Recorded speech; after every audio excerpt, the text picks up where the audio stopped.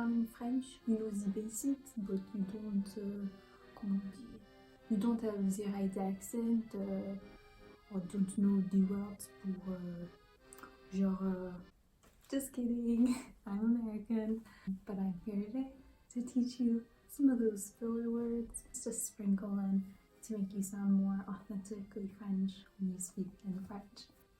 So here we go. Alright, so we have bon. So this one means basically like okay.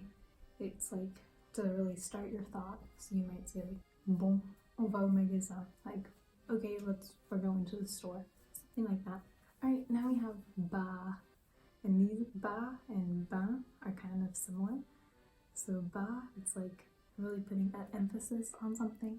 So like instead of just saying oui, like yes, you'd say bah oui. Like obviously, like clearly, bah oui. C'était bon, bah oui. It's also kind of like you're thinking, so you might say like, ben, je sais pas. It's like this long drawn out. Okay, then we have genre. It's how Americans and English speakers, how we often put like in our sentence. So like, I went to the store and then like, I saw a friend.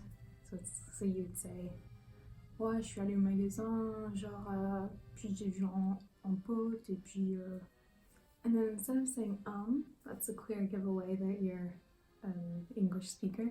You would say instead, so you're like, oui, bon, bref.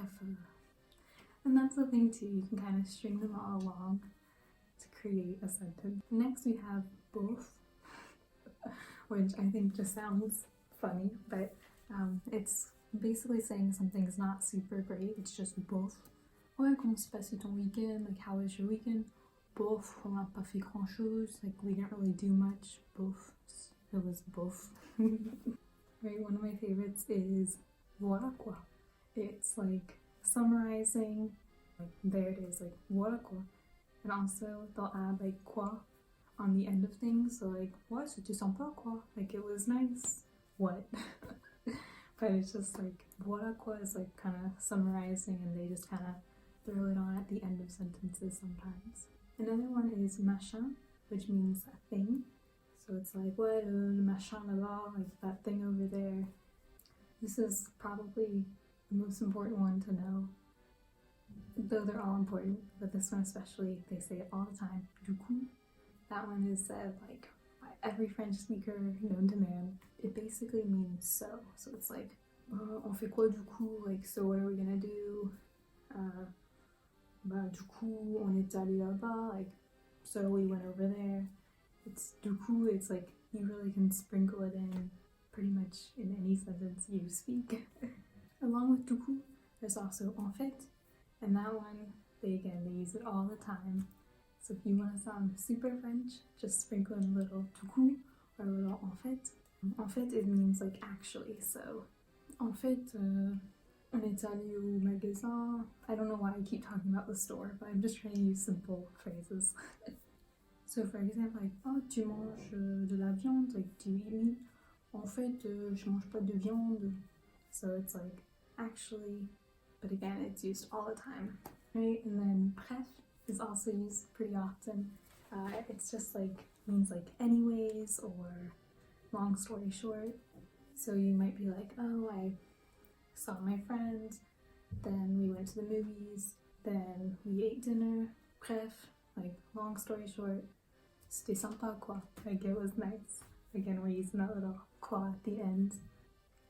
And I think the most fun part is that you can take pretty much any of these words, string them all together, and you make a sentence that means nothing but everything in French. So you could be like, bah, du coup, bon, bah, bref, voilà quoi. Okay, and then I have a couple of bonus ones for you.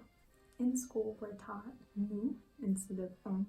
So when we want to say like we are eating, nous mangeons. Like, but in French, you'd oftentimes, especially like when talking, you say on. So like on mange, on est allé au parc, et puis on est rentré. Like, we use on more often than nous when talking. Again, in school, we're taught to use the ne and pas around the verb. So, je ne parle pas français. Je ne mange pas de viande. We spell it all out. It's the equivalent of saying, I do not eat meat. Je ne mange pas de viande. But instead, a lot of times, especially in spoken conversation, in Korean, like when you're writing, you still include the ne, but in conversation, you drop the ne, and you'd say, je mange pas de viande, je parle pas français, stuff like that. So you just drop that ne.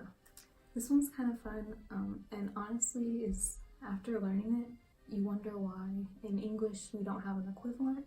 So it's using si versus oui. So it's a response to a no. So let me explain that better. For example, at the end of your meal, a server might ask like, oh, do you want a cafe, like a coffee, a cafe? And you'd say non, like, oh, no, I'm good. And then you change your mind, you're like, ah, en fait, si, like, actually, yeah, I do. It's saying yes to a no. It's a response. So it's like, actually, yeah, I do want it. It's strange that we don't have the equivalent in English. So it would be like, oui, non, mais si, like, yes, I do, actually. Alright, well, I hope all of these little filler words were helpful for you. And the next time you speak in French, you sound more, comment on dit, more authentique and voilà, quoi. Let me know down below if there's any that I missed that you think are essential to sounding more French. Thank you so much for watching, and please subscribe if you'd like some more French videos or travel related content. So, and if you have any suggestions, merci bien. Salut!